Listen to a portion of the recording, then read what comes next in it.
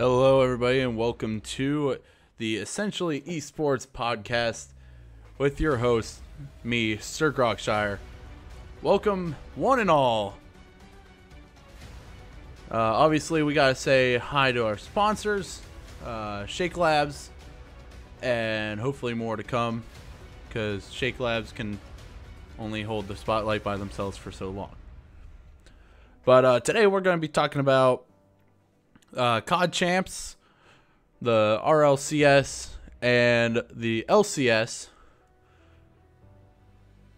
And we're just going to kind of talk about general esports after that.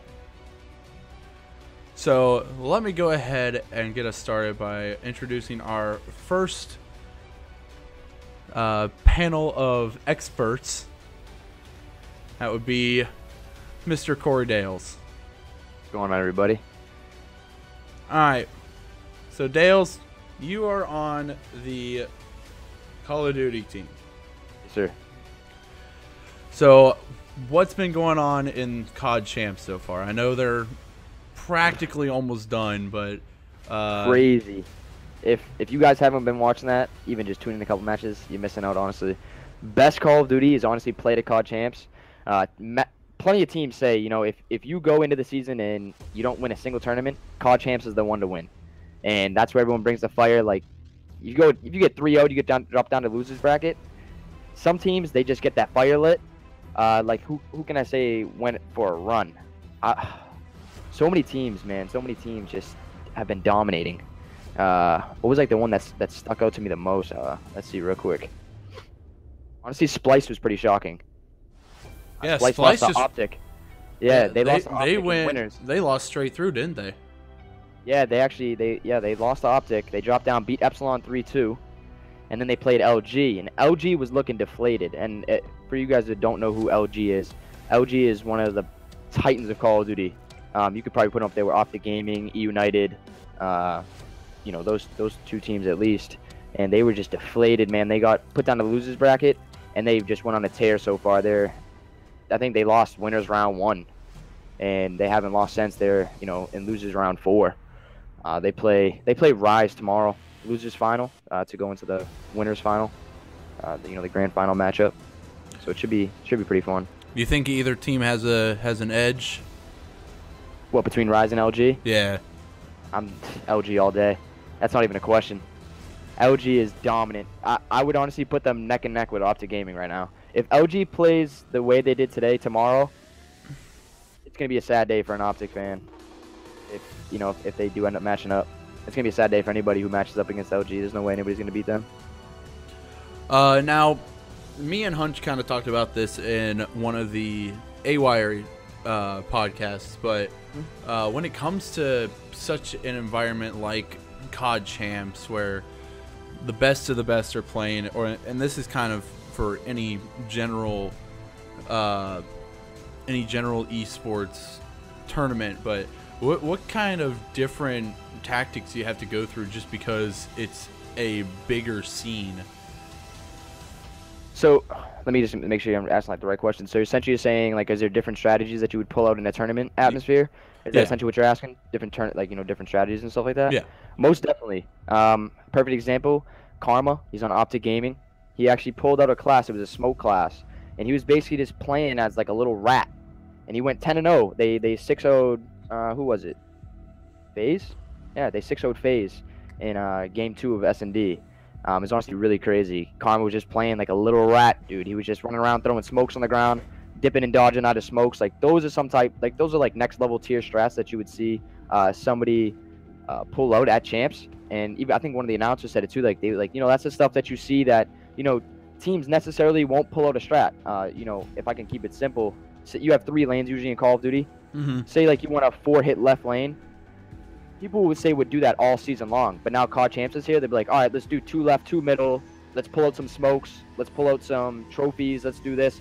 You got to really switch it up, because what people don't realize is when you're in the pro scene, you're playing the same 8 to 16 teams every single time you step into a tournament, because you're automatically placed in the championship bracket. And of course, you play the occasional, you know, 1 or 2 open teams that make it from the open bracket. And of course, those are cakewalks for pro teams, you know, as well established as, you know, Rise, FaZe, E United, LG, Optic, things of that nature. But you definitely want to pull out next level strats that the teams like haven't seen you use before, because it's very easy to sit there and say, it's essentially it's called reading. You know, if you ever hear the term like, oh, read like a book. Yeah. Where you just essentially just break down a situation, and if you know, and you know what's gonna go on. Exactly. It's like, dude, I'm reading a book here, man. You got to make it harder than that.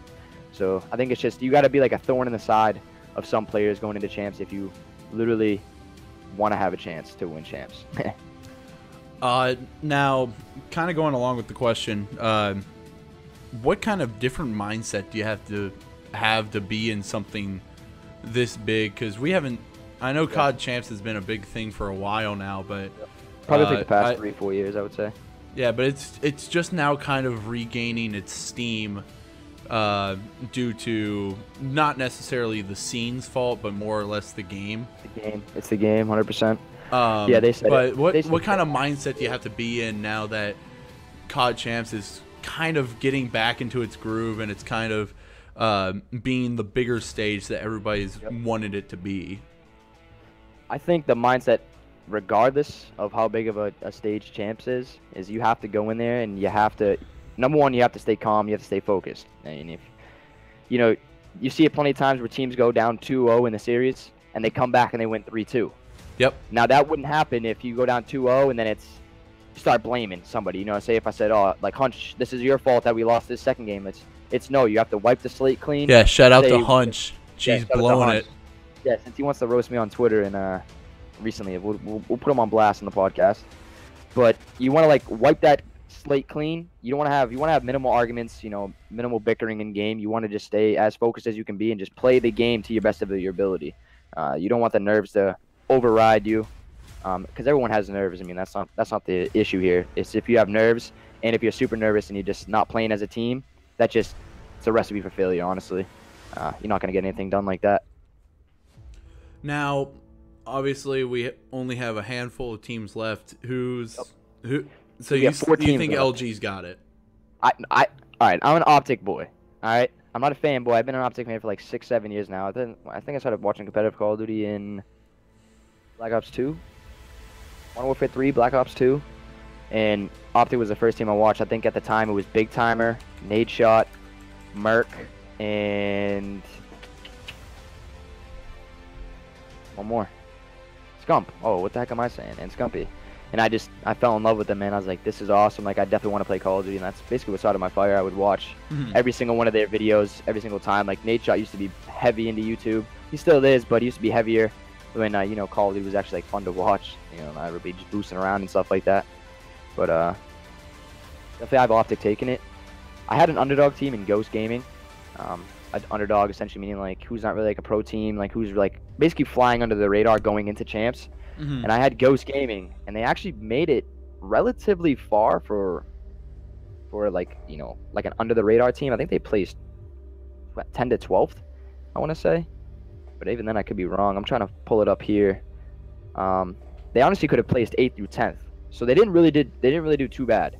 So that was surprising. I know Rudy and Nick, and I think Kevin, he's also another player on the COD team. I think they were straight ripping. That was another underdog team. They did really well as well. So it was surprising to see that. That's always the best because you get to see the teams that, you know, don't really have big names, you know, attached to them. Like, you know, everybody knows who Optic is. Everybody knows who LG is. It's just like, oh, Ghost Gaming. Oh, straight ripping. Like, who's this? And, like, it's just a collaborative team of, you know, past pro players or, like, on the rise players. And it's honestly just really cool to watch them mix and just, like I said, man, champs is a whole different fire. Like, if you don't have that fire, you have no chance at all at winning. And I guess one question that I gotta bring out is how long will it be till we see A-Wire's COD team there? Next year, whenever it is next year. Whenever it is next year. That's our plan, 100%. Are you guys gonna be that under the radar team? 100%. Who's heard of A-Wire Esports until we get there? Nobody. We'll be up there. Excuse you, I have. Well, that's what I'm saying, but you know what I mean, like the general public. Not much people have heard of A-Wire Esports, but that's definitely our mission as a COD team. Like, we're a little slow right now because obviously IW is dead. COD Champs is the last, you know, LAN tournament there is for that game. Like we really haven't been playing much as a team. Mhm. We do here and there, but it's all because like we play Call of Duty Ghosts, or we play IW, or we play Black Ops 3, or we play COD 4. It's just it's super random. So we were just like, all right, just nobody like stressed about getting on every day until World War II comes out. But definitely when World War II comes out, I've already said it, I'm putting in at least 12 hours a day. Like, no joke. It's gonna be grind time because we got to make something happen here. So with World War II coming out, Excited. is that going to be? I mean, obviously we all, even me, who's not a huge Call of Duty player, Yep. but played at least Call of Duty until Black Ops. Yeah, like you know what it is, yep. Is this the big break for Call of Duty? Is this going to be the game that sets the esports scene apart? 100%. 100%. It has to. If this game is garbage, which everybody that has got hands-on, like with a live demo or a beta or an invitational to go play the game, has said that they've loved it, that it feels like past Call of Duties, which is great to hear, because if it was another game like a jetpack game or something that wasn't really right for the community, because viewership tanked the past couple seasons of Call of Duty, like viewership has tanked, and it kind of like was following the same route as Halo, where Halo, basically shit the sheets. As soon as 343 took over. Exactly. And everyone's saying World War II is going to resurrect that, and if they do, they're going to see a huge spike in viewership. Probably the prize pools would be higher than $1.5 million for this COD Champs. I would expect it to be over $2 million when we go for that. But yeah, man, it has to be the Resurrect Zone. It has to be. So then, what do you think's going to set this Call of Duty apart from previous Call of Duties that have been played at Champs? That's a good question. I think the biggest thing is just going back to boots on the ground. That's just the biggest thing, because it takes away a lot of randomness of Call of Duty. For someone that doesn't play, that doesn't really understand the full aspects of jetpack and Call of Duty, I'll try to break it down real quick. Usually in a boots on the ground Call of Duty, to get to one spawn to the other, it would take you a good solid 15-20 seconds, because you're just sprinting, or you have the occasional knee slide or the dolphin dive, but you're essentially just sprinting. You don't have a jetpack. But in IW, you can spawn into any single map and make it to the opponent's spawn in 7.5 seconds. And so when you add in, there's also camera angles where, you can wall run. So say I was about to walk out of a doorway, somebody could be in the corner, but they could just jump up with the jetpack and float here. And if I look to my left, look to my right, I can't see them because my camera doesn't allow it on my screen, but they can see me full. So I think boots on the ground is definitely going to help, because it brings the players that have brains. I would like to think that myself, I have brains in Call of Duty, is they're going to get another step up, and it's going to separate from the randomness of players that can just, run around and double tap X and jump in the air and spray. Essentially, there's no brains to that.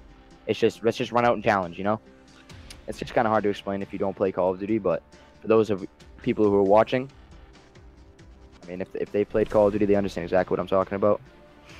And there's also another aspect that you didn't quite talk about, and that's going to be pure weaponry, because now you're going back to your rifle, your skillful weapons. Yes.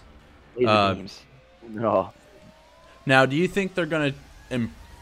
Because, like I said, I started out on the World War II era, where it was 1 through 3. Yeah. I remember playing those. Yeah.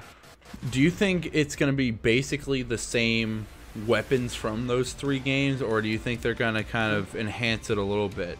Yeah, if you've ever played World at War, a couple of guns are coming back from World at War. I know the Thompson for sure is coming back. The STG-44 is coming back. The Thompson, if nobody knows what that is, that's a submachine gun. It's pretty good. It has a lot of recoil, though. It's not great from afar. The STG is an automatic, or it could be a single shot, not too sure. But it's a high-powered rifle. What else is coming back? The MP40 is coming back, and they actually added a cool feature into this one that I've seen. You can be mid-game and detach or attach a suppressor. So you could just be on the run and just unscrew the silencer head, and then keep running, and you'll have a loud MP5 or a loud MP40. And then if you really want to go silent, you can just mid-game screw that thing back on, go silent.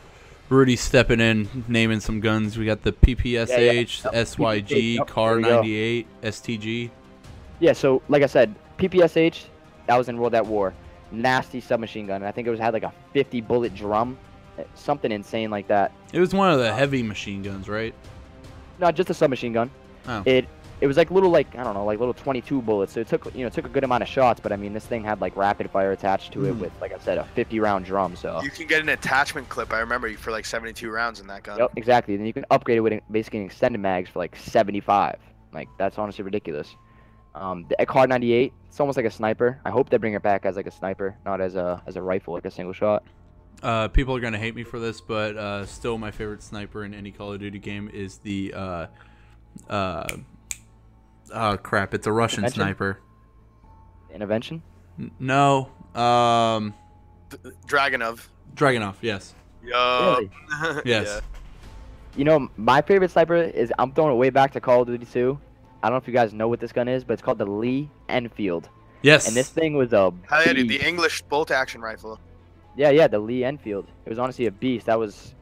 Had iron sights. That was like the first iron sight sniper. I think they classified it as like a rifle. I think it was like a rifle class marksman.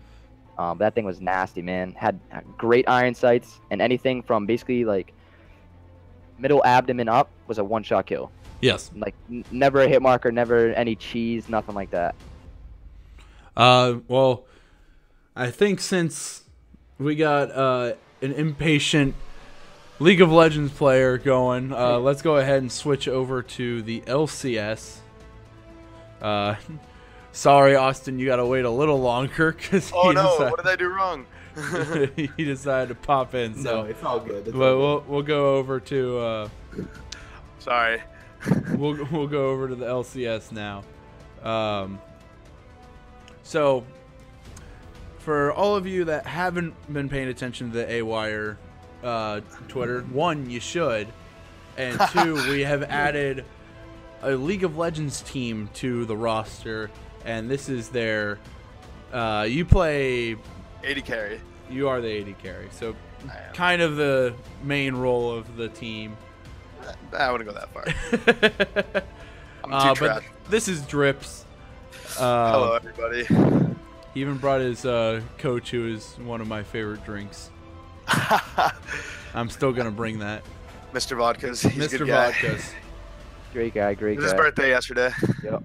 Yes, it was. Shout out so to Gately if he's Yeah. watching. so if you find him on Twitter, give him a happy belated birthday. At AY Vodkas. Give him some love, people. So, yeah.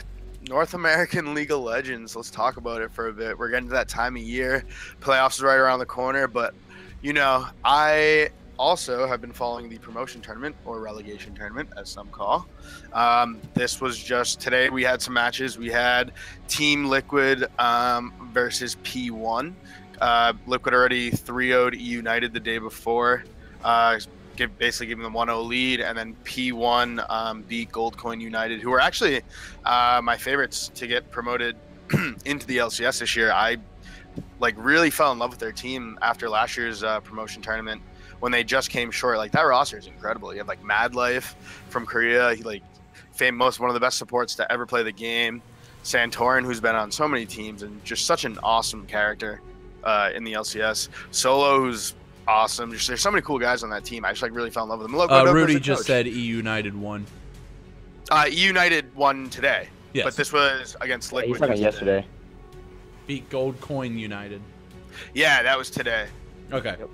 So, United, United is going to play P1 tomorrow in the losers bracket, and whoever wins that game gets promoted into the LCS. Whoever wins that series. Oh, wow. Because Liquid beat P1. Liquid beat P1, and then United beat Goldcoin. So Goldcoin were eliminated because they were 0-2, and United went 1-1. So since we're on this topic and we're trying to get into that scene now, why don't you go over what the process to get to the LCS is? There's so many. Honestly, the LCS is tough. It's one of those things where you really the dedication you need to get to that level is absurd. And obviously, we need to get to that point. Talking about AOR specifically, to get to that point, it's going to take some time, and we need to, besides climb higher elo ourselves as players, we need to get our names out there. I think that's a really big thing in League of Legends, is making a name for yourself.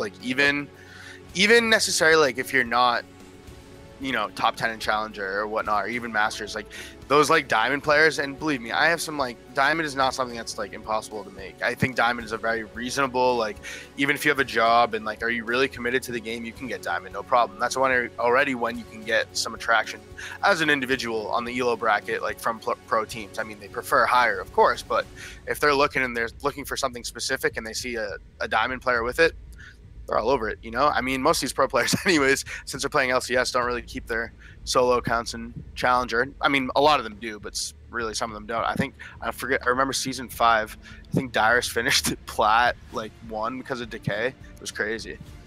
But yeah, so again, dedication is what we really need, and just really we need to stomp the underground scene to get to the Challenger series and get up and get our name out there, you know? Definitely get our name out there is the biggest thing. Yeah, I think it's for everybody. That's what I like about AY though, is we have so many different branches to do anything. Like Kyle, like you're the content creator. Austin, you have Rocket League. Myself with Call of Duty. Bob's with, you know, League of Legends. Like we have so many things in the work and in the midst that I say to Rudy all the time. I'm like, man, I got you, brother. Like if we go to a tournament, I'm shredding. Like we're getting our name out there. We're building this thing from the ground up. And we can't forget we have now EXO with Paladins. Oh yes. Right, okay, Paladins. So there you go, EXO with Paladins. So that's what I'm saying though, is like you have multiple branches here, and just essentially you just need one of us to perform, and then bang, you got that spark, and hopefully AY is in everybody's mouth. So. And it's not even just that; it's the fact that we still stand united through each team. Yeah, exactly. Like we fully support each other. That's why we have that group chat for. Yeah. You know, everybody is, you know, if we're in a tournament or something, you're like, hey, stop by and watch. Somebody for sure is stopping by and watch, showing some love, showing support. That's the best thing here. We're so tightly knit over here. It's as long as everybody just stays on the dedication and the grind, I don't see how like nobody in this organization is gonna not gonna succeed. Ugh. Yeah, let's get all those negatives out of there. Yeah. But going into the LCS, let's talk about a couple of the NA teams. Yeah, so let's go. Oh, sorry. I want to first talk about how disappointing Team Liquid has been. Oh my God! You're talking to someone who's a really big Liquid guy, and trust me, I used to be. I used to be. You used to be, huh?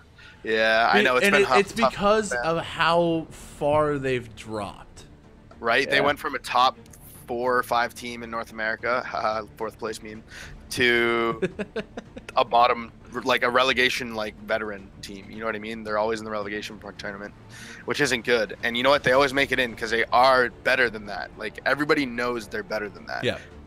You have Dardoch, who I think Dardoch is the best jungler in North America. Not only in North America, but honestly, I would put him probably top 5 in the world. But his problem is his attitude. He has a big mouth. But you know what? As a mechanical player and someone who like reads the game, easily top 5 in the world. Like, honest to God, I am a huge Dardoch fan. Besides his toxicity, like that's his issue, and he could be a force to be reckoned with. And then everybody else you have on that roster, like Piglet. Honestly, I think Piglet's kind of washed up now, but he's still got the mechanics. You know what I mean? He's still a great player, and he still won the world championship before. But I think that dream of Piglet being that carry that he was is kind of dead, to be honest with you. And I think that's the issue. And I think you rebuild the org around Lorlo and Dardoch, and you start fresh. I like this Mickey guy they picked up. He was on Rocks. He's pretty good. But I also think getting rid of Phoenix was a bad thing. I think Phoenix was a quality mid laner. Now, do you think he's become that type of an ADC due to the way the game's changed, or do you think it's just been playing ability? I think he came into the environment of Team Liquid as this like god, and like Team Liquid treated him like that. It was kind of like when Doublelift saved them, and he was the carry. Like it was all about Piglet. And you know what? It won them games. You know, it did really well for them at the beginning. I mean, they didn't win NA, but they got really close a bunch of times. You know what I mean? But as time went on, I honestly felt like Piglet's gameplay got a little sloppy. And his teammates masked a lot of mistakes, but then after that one split, like it was Dardoch and Matt's rookie split, after that one really good split they had where I think they finished 3rd or 4th, probably 4th, knowing Liquid, but they were looking like they were going to like really like, I think they spanked TSM a couple times that season. Like it was really a team that people were like, whoa, like we're talking about possibly Liquid going to Worlds, but it didn't happen. Right. I think after that, Piglet's gameplay deteriorated completely, and I think he should have retired. I don't think he has longevity because of his mindset. Like, a player like Kent doesn't last as long as Doublift lasts. You know what I mean? Not everyone is Doublift. Doublift has that mentality that he still isn't that good and needs to get better, even though he is arguably the top 80 carry in the world. And, like, I'm saying individually as a player. I don't mean on a team or anything. You mean SKT, like, that bot lane is incredible. But, I mean, just simply mechanically and, like, what he's done, I think Doublift is, oh my god, he's incredible. But other than that, like, I think Piglet just felt like he was the center of the world on that team, and then after that kind of fell away, and like Dardoch started to shine a lot. There was a lot of conflict between them. I don't know if you guys ever watched Breaking Point, but there was so much conflict between the two, and they couldn't agree on anything. And then Dardoch always hated like talking to Loco Doco, who was the coach at the time. So there was just a really bad environment, and that's where everything went south. That happens in any esport. That happens in any esport. That was the main reason for the FaZe and E United trade. Yeah, the thing with League though is that, I guess, correct me if I'm wrong here, but in League of Legends, the game can go on for close to an hour. You know what I mean? And it's something that you have to be like, you're gonna go through so many highs and so many lows. And like, if the game starts and you're in a low and you stay low and you don't have that tilt-proof mindset you can pull yourself out and give yourself that confidence, you're gonna lose, even though you could be 10 times better than the guy you're laning against. Once inside your own head, you're your own worst enemy. Exactly, and that's the worst thing, and that's what happened with Liquid. And you know what, it showed, because look at them, they've been in the promotion relegation tournament for the past 2 years, 2 splits, I mean, and that's not okay. So the best thing is being able to train your mindset. I think that's half of League of Legends, to be honest with you. The rest is all mechanics. Now let's go to the 2 top teams that are in the NALCS right now, TSM and Immortals. Oh yeah. Now with Immortals, I think I could easily say that Flame is one of the best top laners right now. You mean Flame, or is it? Wait, isn't it Someday that's the top laner? Flame's their top laner, and then who else? Someday. Sun is ADC. No, isn't it Cody Sun's the ADC? Cody Sun's ADC. Then you have Pobelter is mid. Pobelter mid. Smithy jungle is jungle, and then Oli is support, with Anda as a jungle and Stun is support. Wait. Oh, okay. I don't think Someday's on Immortals. Holy crap! I'm geeking out there for a second. But yeah, honestly, Immortals is doing something crazy this year. I think they could top TSM, to be honest with you. But it depends on one factor, and it's jungle control. It's all going to be jungle control. Yeah, if Smithy can keep up, because I think Svenskeren outclasses him beyond, like, a little bit. But like, so you're calling the finals right now. It's going to be Immortals and TSM. Nobody touches them. I don't even know if I want to say it's going to be the finals.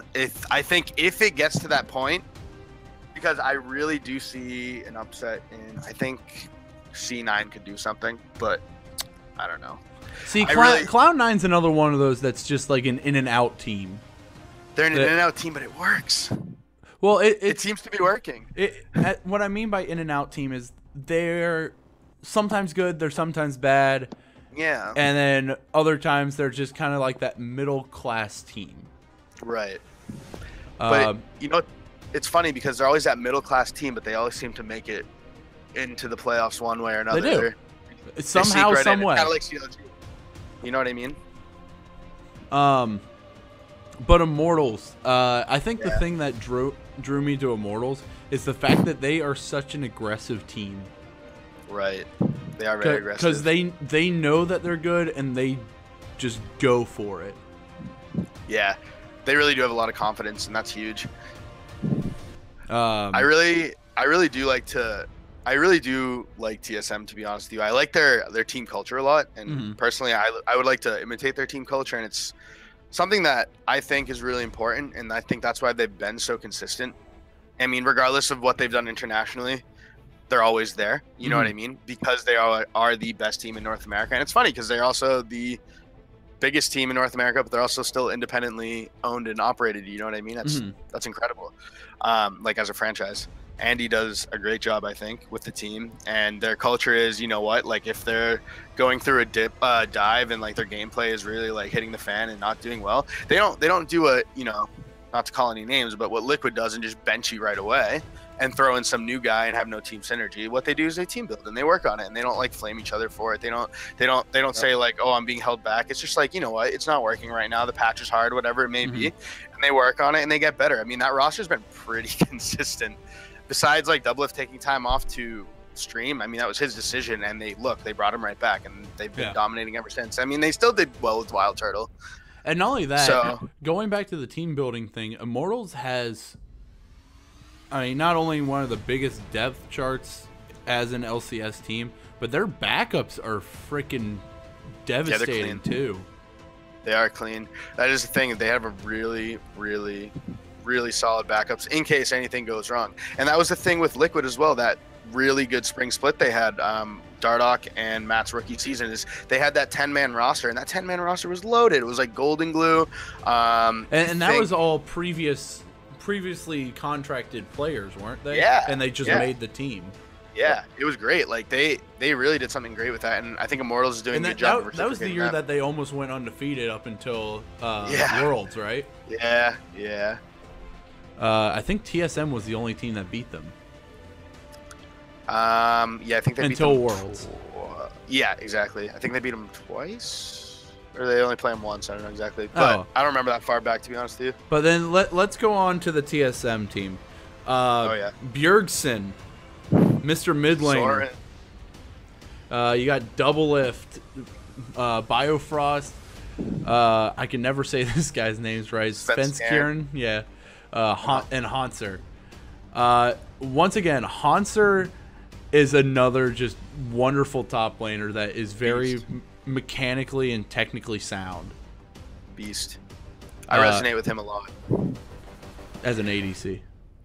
Well, the thing is me and Hanser, well, this is what it is I, like, my issues as a player, I mean, everybody has their own, and my weakness isn't my mechanics. And that's the thing with Hanser, is his mechanics are so good that it gets him out of sticky situations. Yeah. And that's my thing, is my mouse keyboard is so clean, but my game knowledge and like where to be, how to position, what to be doing at what time, and stuff like that is where it's IQ. Exactly. And that's where like my weakness is. Like, I'm going to tell you right now, my mouse keyboard is cleaner than any challenger player. I'm confident in saying that. However, it's my game knowledge that holds me back. And I think that it's super important to balance them out, have a good balance of both, and that's like the key to being a pro player, to be honest. No, that's 100% the key. Mm-hmm. It's like I said, with any team, that's any esport. Like you can have, Go ahead. I was gonna say you can have like the best. You can put the best 4 players on the team, or in the world, say at Halo on the same team, they could have like the rawest gun skill, best talent, but if they don't have in-game knowledge or team chemistry, they're not gonna win. No. And I think the one thing that makes TSM possibly a little more dangerous than Immortals at the moment is the fact that they have 4 backups. Yeah. I mean, they got 2 backup ADCs, a support, and a mid. And they're preparing for Doublelift's retirement. Yeah, and the thing is, just like Immortals, none of them are bad. They're all very sound in backups and being able to take that role if they need to. Mr. Rales was really good in Europe, and I think he's probably going to start the next split if Doublelift calls it quits. Yeah. To be honest with you. And then other than that, there's probably not going to be any change in the roster. I think Biofrost is extremely consistent, I think. Yeah, I know Erickson is... Swifty is like the up-and-coming young gun. Yeah, he's pretty good too. I just think he's not... I mean, I don't know if I would say he's there yet. To be honest with you, I haven't been watching much about him. Mm-hmm. I just know he's like buzzing around the community that he's clean. I just don't really know much about him to judge, actually. I would say that I would like to hope that this roster would stay as untouched as possible, because I do love this iteration of TSM, and I think they could actually do something at Worlds. And hopefully. I mean, you can't hate on Doublelift. He's been around the LCS for freaking ages now. Hold on one second. Look at this. They can't see it, but I will look at it. I have a Doublelift hoodie, and I was just about to show you that, but yeah, I didn't know they couldn't see that. But he's actually one of my favorite players in North America and in the world, so I had to give him that respect. All right. Yeah, Double Lift he's always taken LCS by storm. From when he started off at a young age, I mean, he carried himself. Because at the time, there weren't too many great coaches out there. There weren't too many like dominant NA teams. It was just he kind of built himself. He did, because every team he went to, he kind of really put his foot down and said, "Here's how like I play, and here's how I'd like my team to play." And then they listened to him. Mm-hmm. I mean, he had the attitude. I mean, the guy got kicked out of his house for playing video games, and he made a name for himself. Not only a name, but he's a brand. Yeah, he's like, go to Best Buy. He's on everything. Take that, parents. Like literally, I mean, that's awesome. Like as a gamer and someone who kind of goes through the similar things, like it's unbelievable. I give him so much credit. Now, obviously, the European LCS still has one more week to go. Yeah. But as of right now, you have in Group A Fnatic, who is storming across everyone else. They're at 11-2 right now. For sure. Then you have H2K and Unicorns of Love in Group B that are very close, and even Splice is right there with them. So obviously Fnatic's gonna get one of the bye weeks in the playoffs, but I mean, this last weekend H2K Unicorns of Love, they could be fighting it out. Splice could even wind up in the mix. And Splice has been all over esports in general. They have done a lot. Wow. I really hope that Unicorns pulls out, because I'm so sick of seeing G2 win.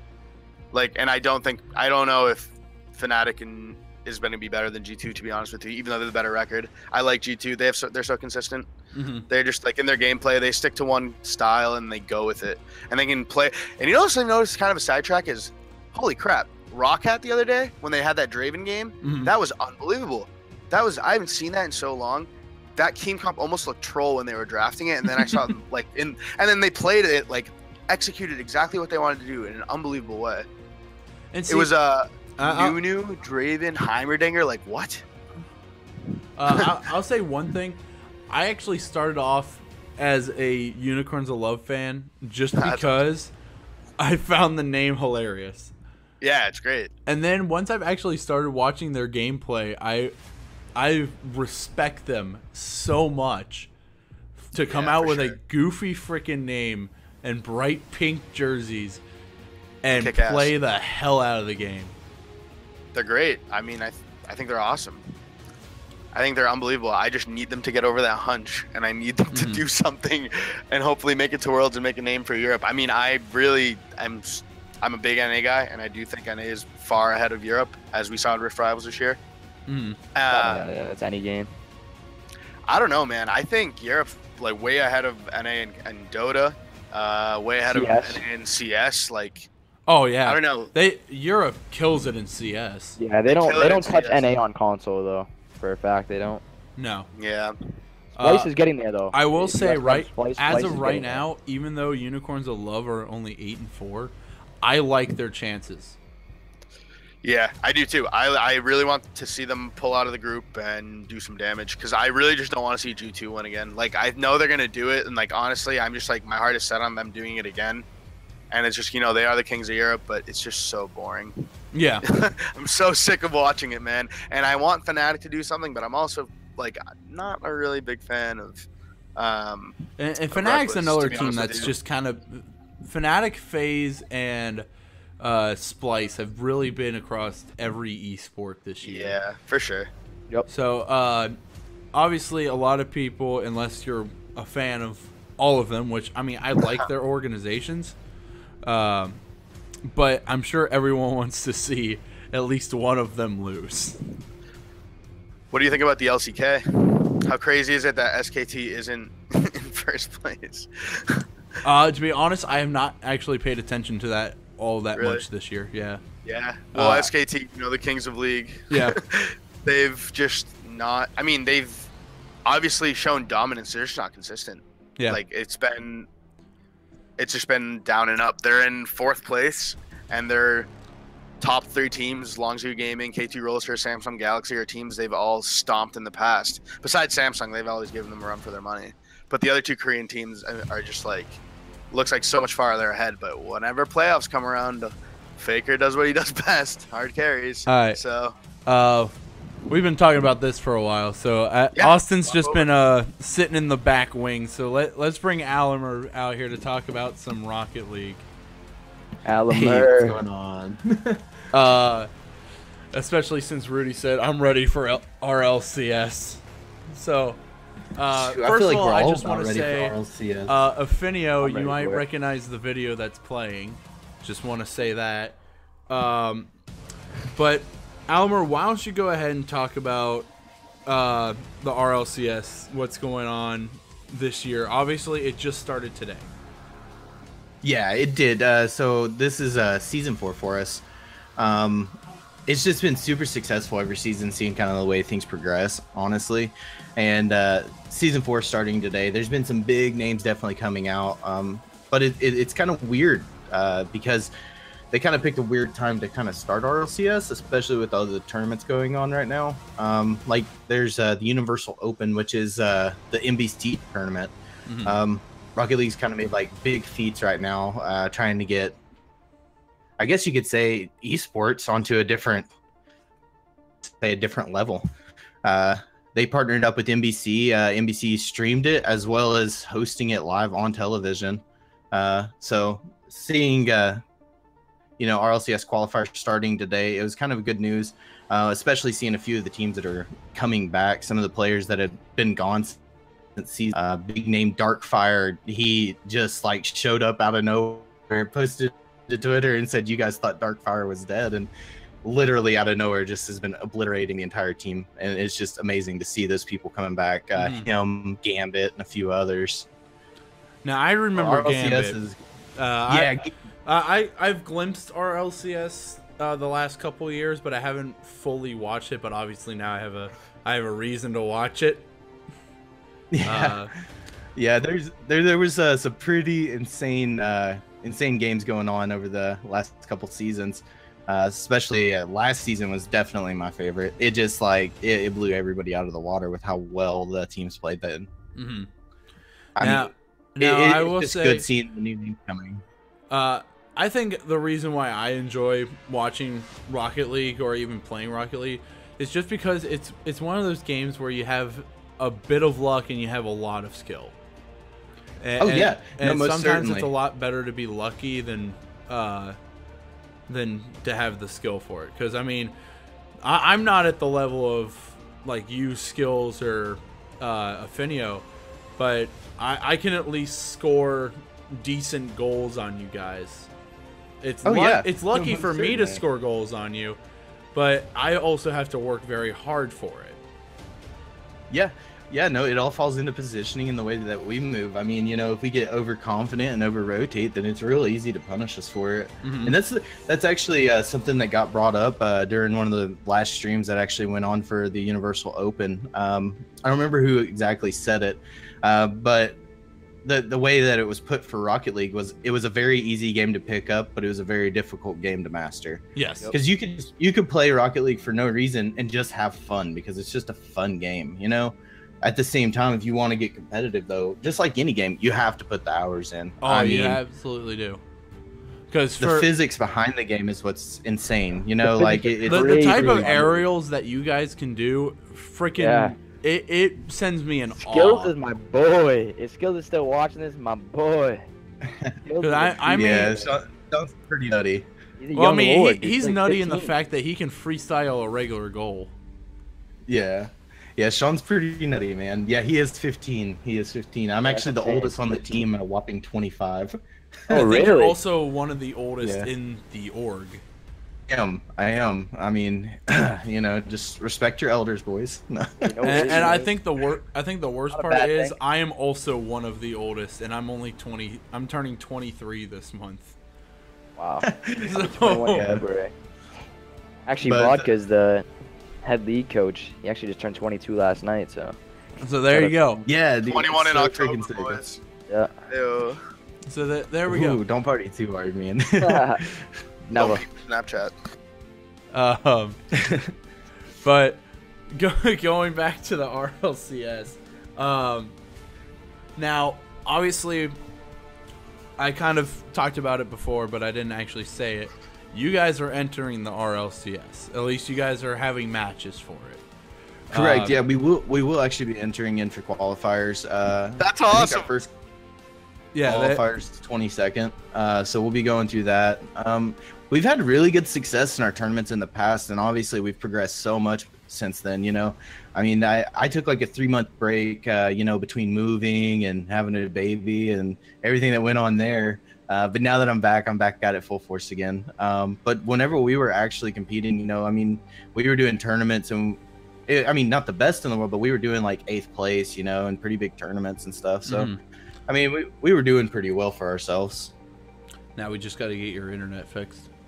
Yeah, no, you're telling me, man. But I'm working on it. I've been talking to, you know, the company that provides it, and Right. we're working out a lot of stuff right now to get it all taken care of. I don't know why they like me so much, but they're prioritizing. So, They like the It's- RLCS too. yeah. Um, But RLCS is going to be super sick. Oh my god, it's going to be fantastic. There's some really big hype for me personally. One of my inspirations when I started Rocket League was a guy named, as funny as it sounds, his name was Squishy Muffins, and I've said it since the beginning. He's one of the best players in the game, man. I've preached it, and everybody fought with me about it. And like every time he had a chance to go to a LAN or, you know, a big tournament going on, they would get shut out, man. Like terribly shut down. Like just put first round to the ground. It was just depressing. And they did DreamHack Atlanta, and it was so funny seeing all the pro teams that were actually there wearing like these jerseys, big names like Flipside Tactics, Northern Gaming, NRG, you know, all of these big names, and these just like 3 Joe Schmoes chilling out in like their normal The Muffin t-shirts, you know, like competing, and then they just completely stomped DreamHack, man. So Awesome.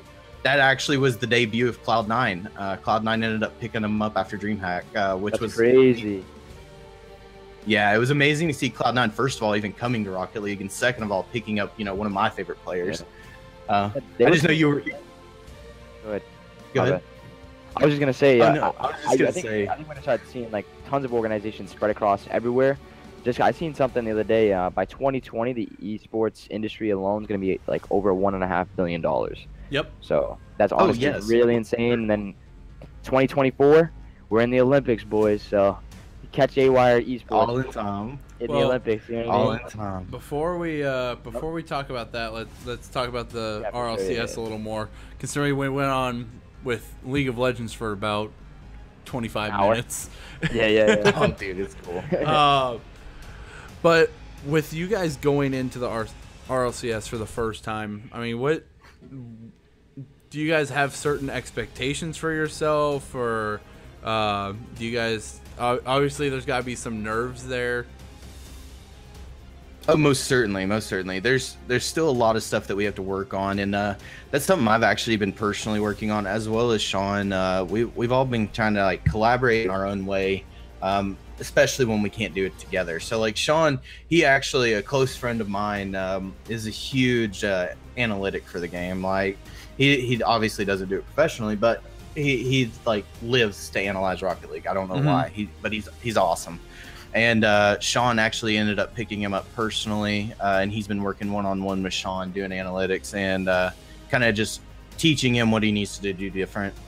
We're actually doing a big meeting tomorrow where I'm going to be going over quite a bit of stuff, working on different types of rotations that we can try to experiment with over the next week, getting ready for RLCS, as well as, you know, just focusing on the normal stuff, because if you don't take it back to basics, sometimes you kind of forget where you're going, you know? And so I'm going to try to get us to focus on those things that we have on. I can absolutely agree with that. Being a bowling coach, especially if I go into a new school to coach, you literally have to strip every kid down to the basics just to build everything back up again. You do, man. It's one of those things that has to be done, especially if you don't know what's going wrong. It's an easy way to figure out if it's just something very fundamental. Yeah.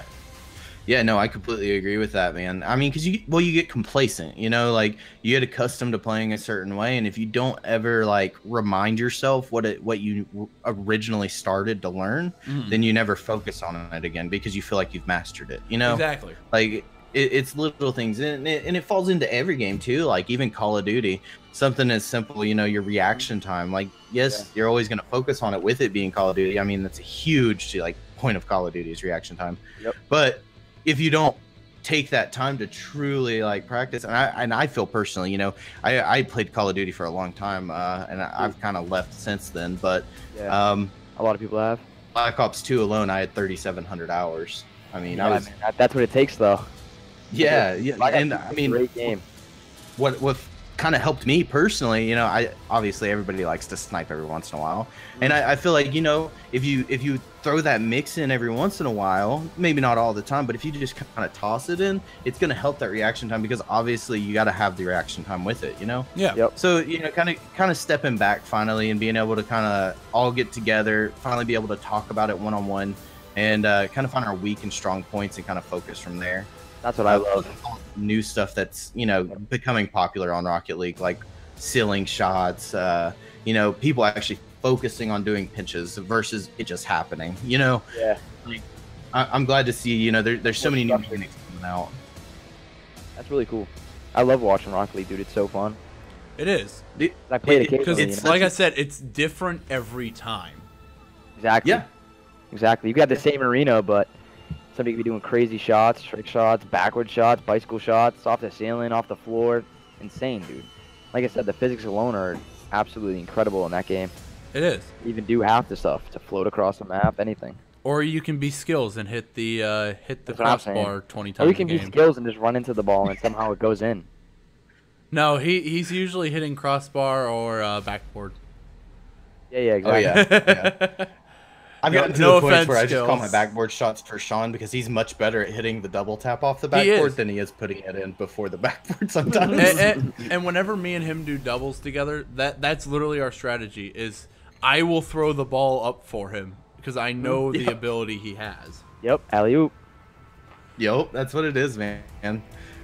Sean's been a treat, man. He is by far one of my favorite people I've ever played a video game with. I've been playing with Sean since season 2. Hey. We met pretty early. Shout out to season 2 grand champion. Yeah, season 2 skills.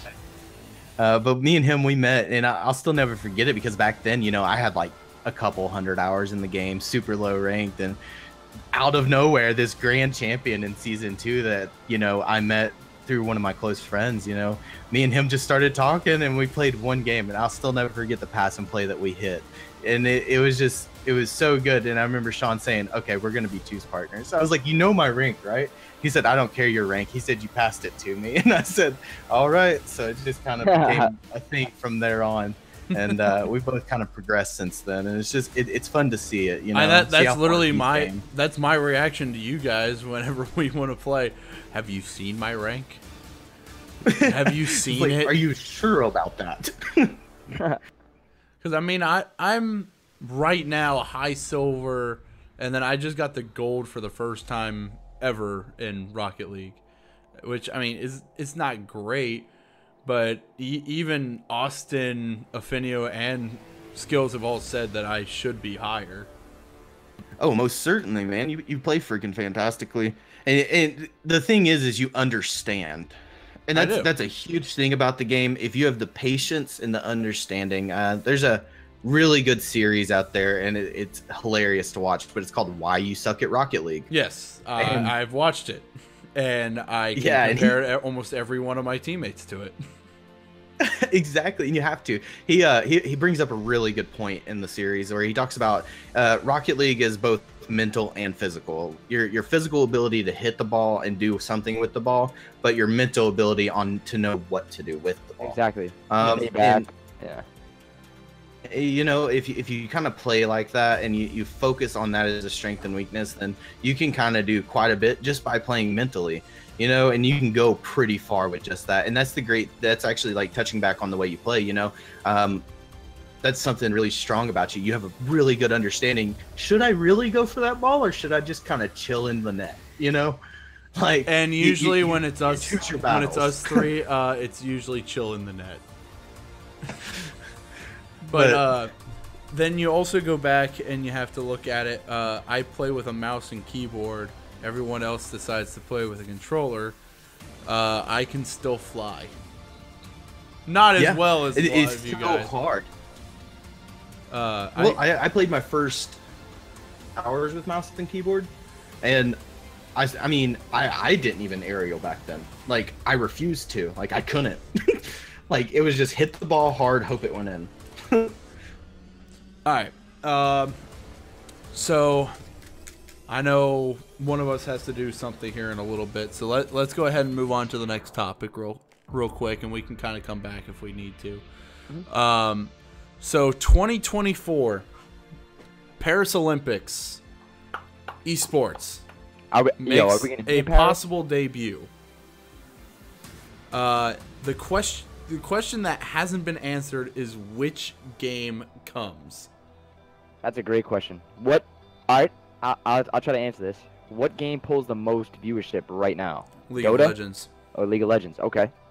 So then, I don't know, probably League of Legends. You'd have to look at it as like a viewership level. But I feel the like, only personally. thing with bringing League of Legends in is would that replace the LCS? No. Nah, no because way. you- The I don't know LCS if you guys remember- franchising. Yeah, exactly. There was X Games. You guys know what X Games is, obviously. Yeah. Call of Duty. Obviously, there was an X Games event. What was this? 3 years ago. Call of Duty Ghosts. Yeah, Call of Duty Ghosts. It was the first ever MOG X Games, and it was on during the same time as the regular summer X Games. Right. And the Optic ended up winning, taking that home. They actually beat TK like 6-5. So are you thinking that this is going to be like the video game Olympics, or is it going to be a part of the Olympics? It's gonna be a part of the Olympics. Now, the way they decide to I think do it'll I'm not start sure. that way. Yeah, exactly. I think it'll be invitational only. So Yeah. we can only speculate because obviously no one knows. But if I was looking at it, I would make sure that I had a stage for essentially each major video game game, I guess. I don't know. So like I would definitely have Call of Duty. I mean, I definitely would have CS. I definitely would have League of Legends, Dota, Call of Duty. If like I said, if viewership spikes and if even Call of Duty's We still around. also have in to remember in 2024 there's Exactly. going to be 8 more Call of Duty games that are made Yeah. by that time. Yeah, we don't know. Yeah. Yeah, exactly. We don't know. I mean, Hell, I'm who sure there will knows? be. but Assassin's exactly. Creed could come out of nowhere and they'll have Be a competitive game mode. Yeah. All right, let's see who can roof hop the longest. That's who we decided the winner is. So I have a serious question for everybody. Go. What do you guys think? Will League of Legends be the top game for the next 8 years if we're talking about 2024? Will League of Legends be there? League has such a League will strong be there. standing. Yeah, I was gonna ask you this: is there anything League's gonna do to diminish their viewership or diminish? I mean, it's only gonna get bigger. Come, And they come got out with more- 20,000 more champs. That's what I'm saying. So are they gonna mean, do that's- something to cut their legs off short, or are they gonna be smart about it and make sure it's prolonged the next 8-10 years? Because Wait. Call of Duty basically cut their legs off short by coming out with jetpack games, and they've already said it. Yeah. No, League of Legends has been. I guess it's not like Call of Duty where you can change a whole concept of not concept of a game, but theme of a game. I guess League of Legends is a game that has its theme, and each individual champion has their own theme. I guess if that makes sense. But And I think League sorry. has been very good about that too, is not copying characters. No. That's definitely been one of the biggest draws for League of Legends, is just the fact that they know So how to make everyone unique. Yep. It's very fresh all But the time. to answer your question, at that time, League will be up there. I don't think they'll be the top. Yeah, you think it'll fall off a bit? I think Everyone it'll was fall saying off that a about- bit, but Everyone was saying that about Overwatch when it came out. very true. But Yeah. we also Blizzard set their standards way too high. They shot themselves so far in the foot, man. Because with the league that they made, it's almost impossible to get in unless you are Loaded. yeah. Was it 10 mil or 20 mil? entry? It's 10 mil. Something ridiculous. Yeah, that's like something ridiculous. I mean, they had no following and they wanted to do that already. I mean, League of Legends even charge that much, and they have the most viewed game in the world. Right, but Counter Strike doesn't. do that's that. also kind of the way that Blizzard runs things. Yeah. I honestly Yeah. think there will be a game between now and 2024 that beats League of Legends out. I don't think it's out yet, but I think there is one that will take viewership away. I wonder. I really wonder. I think League is a game that has so much culture behind it. I guess I am biased. Who knows? but has It huge could culture be behind it. Paladins. Paladins crazy. is on a rise. Paladins is on the rise. I happen to keep them up. I mean, it is a beta game, but the one thing that High Res is doing is they are taking it very slow. Yeah. By 2024, they could have an uprising. Do I think it will be an Olympic game or beat out League? Probably not, but it's the same thing with when Vine was around. Nobody could really predict when something would go viral. It just kind of happened. Right. Yeah. So with a video game, any video game could go completely viral. Right. That's very It's true. just a matter of which game will it be. Yeah. I For see sure. Rocket League making a huge jump into the industry, man. I mean, you're, they've already kind of biased on the situation, but well, no. In all honesty, though, the only reason I say that is, I mean, you mentioned Rocket League just had X Games. right. Obviously, NBC. I've talked about it already. And then Rocket League being one of the first games to ever offer cross-network, cross-network gameplay. I Yeah, will so also- I mean, they're bringing in I will also say this to that point. With RLCS now kind of getting ESPN involved, Oh, that's cool.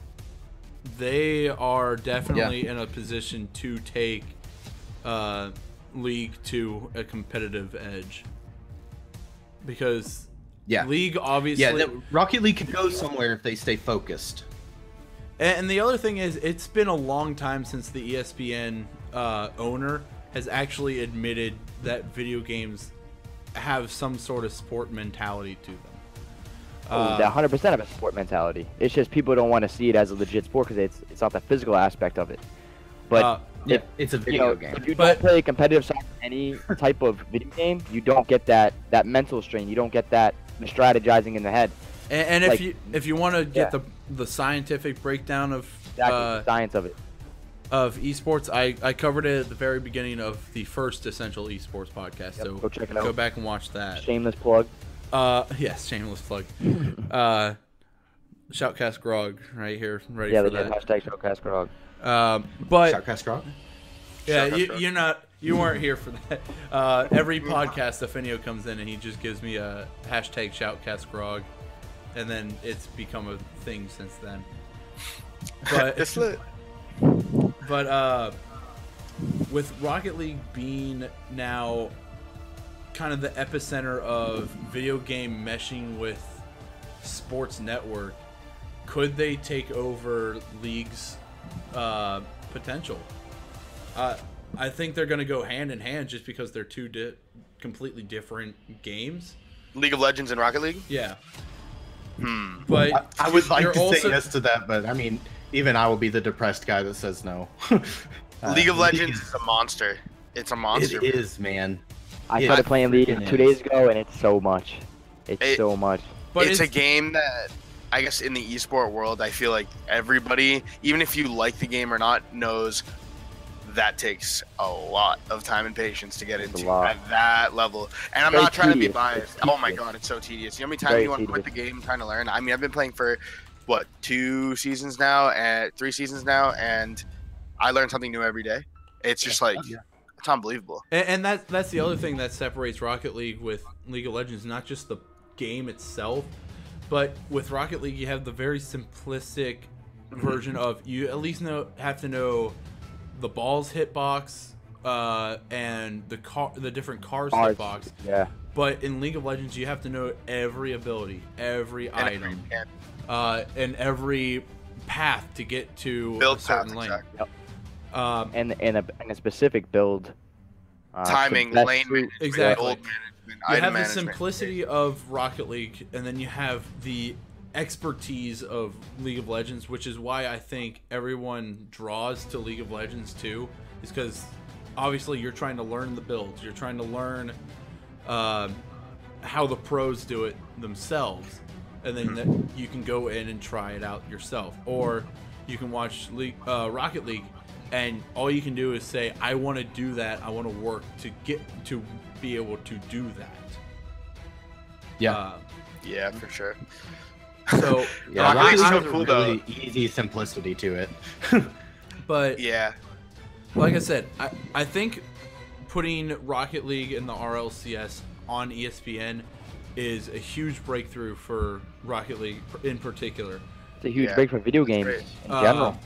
Like just a Yeah. great But then step for the industry. you also have to think, if Rocket League's the first one, how many will there be by 2024 when the Olympics happen? Well, look at what Counter-Strike Who's gonna follow? Exactly. I Counter-Strike honestly did think it will be with CS. Yes. Because they've CS? already got Turner Sports on their side. I think when their contract's up, I think ESPN will take them. Yep. They would be I mean- stupid not to. Are they still being broadcasted on TBS? Is that still Yep, they are still doing that. That's I think the next step for League of Legends, if they want to take off, is they need to be on national television. They do. And on top of that, I think it was a kind of a mistake for them to settle with the MLB to have the broadcasting rights for League of Legends, because they haven't really done anything with it yet. And I'm just wondering what the hell they're waiting for. I don't really know what the process is, but it's been over a year now that they've had this contract, this Never broadcasting. know about the They waited so backdoor long. deals. Yeah, it's true. They waited so long for that contract too. I remember it was like over a year in the making. Yep. And then they settled because they wanted to stay independent and broadcast everything on their own, but they didn't have that resources. So Unfortunately, I got a family matter to attend to, so I'm gonna have to dip out just a little bit early. But thank you, Kyle. Wonderful host as always, man. I appreciate it. No problem, Trips, Dales. Alabama. And we're actually going to go ahead and wrap it up there. We've been going Okay, for about an hour now. So thank you to everyone that has watched. And thank you to my 3 guests. And where can we find you guys on Twitter? Might as well go At ahead. CM Dales. CM Dales. CM Dales. Future Master of the Universe. at AWire Drips, best Raven NA. Ooh, okay, And fine. mine's Alamer RL. Yup. Shameless And plug. guys. you can find me at Sir Grogshire, or you can always just tweet the organization at AWire Esports. You can always go find any of us streaming on Twitch. Everyone here has a Twitch account. Mine's linked to my obvious- Twitter, so just follow me on Twitter. You'll find that. At AWire Drips. Mine is at Sir Grogshire. We're not very creative with coming up with different names. No, mine's also Alamer RL. So go ahead, find us on there, and we will see you guys next week for the AWire Esports podcast. Grog is love, Grog is life. Just Yes. read. So I've been on the Hangouts video cast for a little bit, so I haven't been paying attention to the chat. Just don't But- put it in my window at night, please. God. But in all honesty, thank you everyone for watching. Make sure to check the AWire Thank you. Esports Yes. podcast next week, Friday, 9:30 Eastern Standard Time, because there's no Bengals game going on, so I can actually be there Friday at There 9:30. you go. Don't know who's going to be on yet, so it's going to be a surprise for everyone when we get to that point. Once again, I am Sir Grogshire. Got Dales, Drips, and Alamer. Thank you guys for joining me. And we will see you next week for the podcast. My pleasure. Sounds good. Oh, Have a good one, guys. see ya.